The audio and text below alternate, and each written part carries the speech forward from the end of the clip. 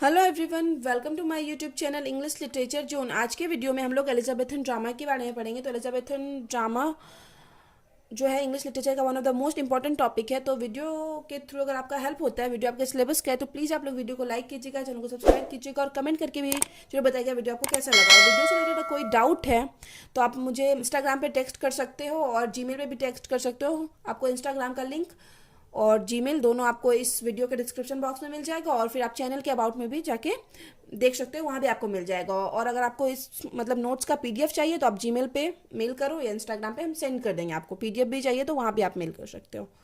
तो चलिए वीडियो शुरू करते हैं। So far as Elizabethan drama is concerned, मतलब जहाँ तक एलिजाबेथन ड्रामा का संबंध है, it is written and perform publicly in England. इसको रिटन लिखा गया था और परफॉर्म किया गया था पहली बार, मतलब शुरू तो इसको इंग्लैंड में ही परफॉर्म किया गया था और लिखा गया था।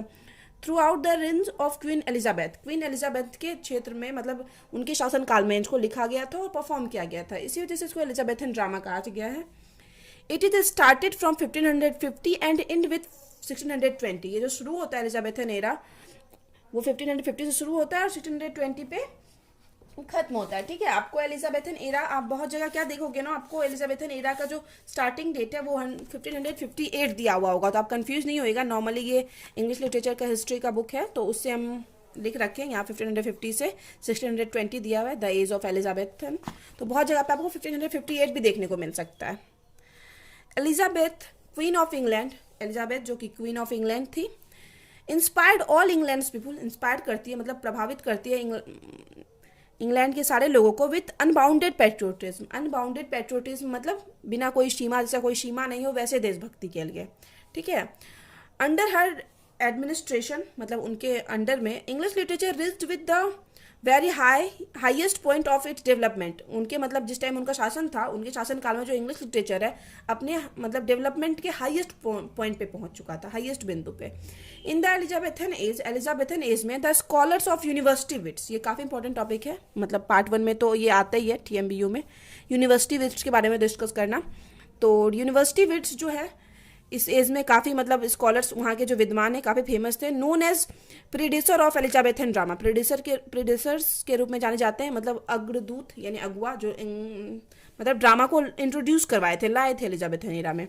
द टर्म, अब यूनिवर्सिटी विट्स क्या है उसको समझेंगे। The term university wits refer to, जो टर्म है हम लोग का यूनिवर्सिटी विट्स, उसका अर्थ होता है ग्रुप ऑफ यंग ड्रामाटिस्ट। ये ग्रुप है यंग ड्रामाटिस्ट का of early Elizabethan period.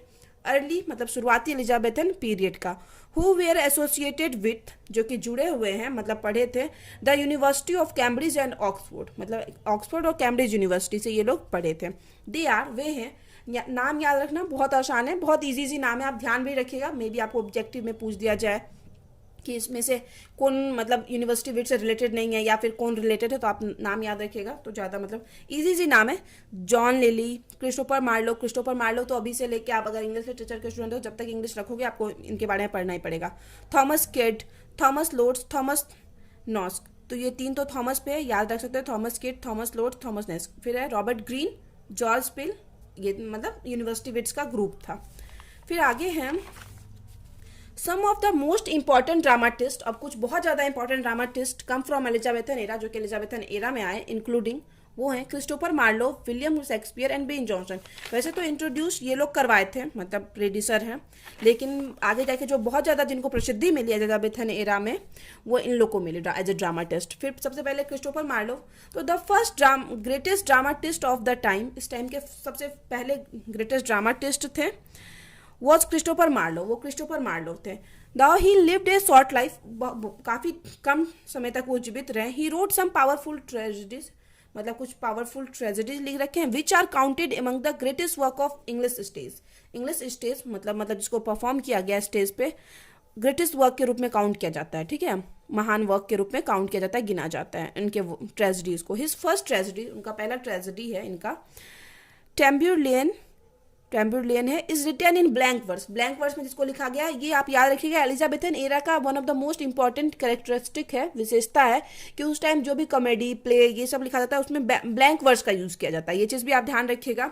With colourful image का और पावर एंड वायलेंस का भी यूज किया गया है। ठीक है, अब मार्लो का दूसरा मोस्ट इंपॉर्टेंट प्ले है doctor Faustus, based on well known story, ये भी एक अच्छी स्टोरी पे बेस्ड ऑफ ए मैन, एक मैन के, फाउस्टस जिसका नाम है Faustus, who sold his soul, जो कि अपने सोल को बेच देता है, टू द डेविल, डेविल को, राक्षस को, in order to power and riches in the life, अपने मतलब लाइफ में पावर और रिच बनने के लिए। फिर आगे है in the next play, next जो है मार्लो का प्ले, द ज्यू of Malta is a rich ज्यू, इसमें इसकी जो स्टोरी है तो इसमें एक रिच ज्यू रहता है, ज्यू यानी यहूदी लोग होते हैं, एक रिलीजन है ये, एक रिफ्यूजेस टू पे टैक्स, जो कि रिफ्यूज कर देते हैं टैक्स पे करने से, मना कर देते हैं, टू द गवर्नर, वहाँ के गवर्नर को, ऑफ माल्टा, माल्टा मतलब जगह है तो ज्यू ऑफ माल्टा, यहीं से इनका मतलब ये भी आया, टाइटल आया, तो ज्यू यहूदी, माल्टा के, माल्टा जगह का नाम है। So his property is taken from him, इसलिए जो मतलब जो भी यहूदी मतलब क्या किया था, रिफ्यूज किया था, उसका सारा प्रॉपर्टी ले लिया गया। And in the revenge he begins to life of violence, और इसी रिवेंज में वो क्या बहुत बुरा बन जाता है बदला लेने के लिए, उसका सारा प्रॉपर्टी ले लिया गया है। फिर ये हो गया। अब देखते हैं आगे, यहाँ से है, फिर ये यहाँ पे जो मतलब हम लोग खत्म किए लाइफ ऑफ वायलेंस, ये खत्म होता है। अब यही मतलब स्टांजा आगे कंटिन्यू है। Edward the second, Edward the second is probably Marlowe best play, Marlowe का one of the best play में जाना जाता है एडवर्ड द सेकेंड, ठीक है, ये ध्यान रखिएगा। It is comparable to Shakespeare's best historical play, इसको कंपेयर किया जाता है शेक्सपियर के बेस्ट हिस्टोरिकल प्ले से, मार्लो के किस प्ले को, एडवर्ड द सेकेंड के प्ले को। फिर आगे विलियम शेक्सपियर के बारे में पढ़ेंगे, मतलब जो कि काफ़ी फेमस है। William Shakespeare is taken as the finest dramatist of all times, मतलब पूरे हर टाइम के one of the finest dramatist के रूप में जाने जाते हैं। He began his career as a play actor के रूप में अपना करियर शुरू किया, and then move to play writing, उसके बाद मतलब राइटिंग लिखना शुरू किया, प्ले राइटिंग, नाटक को लिखना शुरू किया। ही हैड ग्रेट ड्रामाटिस्ट, वो एक महान ड्रामाटिस्ट तो थे ही, as well as poetic gift, और पोएटिक गिफ्ट भी था, मतलब अच्छे राइटर भी थे, पोइट्री भी करते थे। लगभग 153-54 सोनेट वो लिख रखे हैं, जो कि 14 लाइन्स की पोएम होती है, जो विलियम शेक्सपियर है। हिज प्लेज, उनका जो प्ले होता था नाटक, look like a living word of people, मतलब लगता था जैसे कि मतलब लिविंग वर्ड है, कुछ ऐसा नहीं कि कहानी सुन रहे हैं या कोई कहानी देख रहे हैं, लिविंग वर्ड जैसा लगता था जो इंसान खुद से रिलेट कर पाए। His characters have both individual and universal qualities, मतलब उनके जो करेक्टर होता था प्ले में तो उसका इंडिविजुअल खुद का भी एक मतलब क्वालिटी होता था कि हर कैरेक्टर के अंदर अलग अलग क्वालिटी, एंड यूनिवर्सल क्वालिटीज भी होता था। फिर आगे एट द बिगिनिंग, अपने शुरुआती करियर में शेक्सपियर रोट हिस्टोरिकल प्ले, सबसे पहले हिस्टोरिकल प्ले लिखना शुरू किए। In all his historical play, उनके सारे हिस्टोरिकल प्ले में ही प्रोवाइड सोशल कमेंट्री, मतलब सामाजिक जीवन पे वो क्या कमेंट करते थे, उनकी व्याख्या करते थे। Some of Shakespeare historical plays, Shakespeare का कुछ हिस्टोरिकल प्लेज है वो है Richard the second, Richard the third, उसके बाद King Henry the fourth, King Henry the fifth, King Henry the sixth, ऐसे करके लिख रखे हैं, अलग अलग लिख रखे हैं, लेकिन हम सबको एक में कर दिए थे। King Henry fourth fifth six एक में कर दिया, लेकिन ये अलग अलग है, जैसे सेकेंड और थर्ड रिचर्ड वाला अलग है ना, वैसे ही ये अलग अलग लिखा गया था। फिर है Shakespeare also wrote a good number of comedies, ढेर सारा कॉमेडीज में लिख रखे। They are better than his historical plays, जो कि उनके हिस्टोरिकल प्लेज से काफ़ी बेटर था, मतलब जल्दी आप ये सब नाम नहीं सुनोगे कि शेक्सपियर लिख रखे, लेकिन उनके कॉमेडीज के बारे में कंफर्म आप सुने होंगे। एमंग हिज फेमस कॉमेडीज, उनके फेमस कॉमेडीज में है क्या क्या है, ए मिडसमर नाइट्स ड्रीम, ए मिडसमर नाइट्स ड्रीम है, द मर्चेंट ऑफ वेनिस है, 12 नाइट है, एज यू लाइक इट, ये सारा मतलब काफ़ी इंपॉर्टेंट है। इसमें तो दो वीडियो तो आपको मिल जाएगा, चैनल पे अपलोड है, ए मिडसमर नाइट ड्रीम्स और एज यू लाइक इट। फिर आगे है Shakespeare also road tragedies, Shakespeare tragedy भी लिख रखे हैं। हिज 4 ग्रेट ट्रेजेडी, उनका जो बहुत ज़्यादा मतलब इम्पॉर्टेंट मतलब ग्रेट ट्रेजेडीज है वो है Hamlet, King Lear, Macbeth, Othello, ये तीनों तो चैनल पे अपलोड है वीडियो ये तीनों का, बट हैमलेट का अपलोड नहीं है। फिर आगे the central character in this tragedies, और ये जो भी ट्रेजेडीज था इनका जो सेंट्रल कैरेक्टर होता था, मुख्य character, are always great man, हमेशा वो कोई ना कोई महान आदमी होता था, बड़ा आदमी, जैसे किंग होता था, क्वीन होता था, या तो प्रिंस होता था, एंड सो ऑन। और जब भी आप पढ़ोगे ये तो आपको समझ में आ जाएगा कैसे, मतलब सारे ट्रेजेडीज में वो राजा के बारे में मोस्टली डिस्कस किए हुए हैं। फिर आगे है बेन जॉनसन, बेन जॉनसन जो थर्ड है उनके बारे में पढ़ेंगे।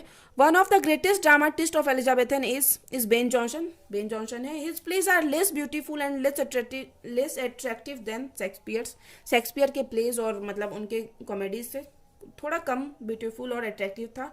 ही बिलीव इन 3 यूनिटीज़, और वो 3 ये जो है बेन जॉनसन 3 यूनिटीज़ में विश्वास करते हैं।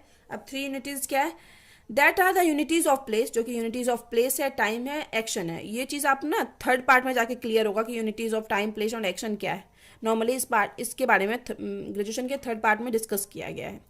द एंशियंट राइटर, और जो पुराने राइटर हैं, influenced much on off Johnson idea, Johnson के आइडिया से काफ़ी ज़्यादा इन्फ्लुएंस थे, प्रभावित थे। फिर आगे हैं every man in his humour, every man in his humour is his famous play, ये उनका फेमस प्ले है। जॉनसन रोट अप्रोक्सीमेटली 20 प्ले लिख रखे alone and with other play right, जो कि वो अकेले भी उसमें से कुछ लिख रखे हैं, कुछ दूसरे प्ले राइटर्स नाटककार के हेल्प से लिख रखे हैं। एमंग हिज कॉमेडीज, उनके कॉमेडीज में Volpone, the silent woman, the alchemist are world famous, ये सब वर्ल्ड फेमस है, पूरे वर्ल्ड में फेमस है।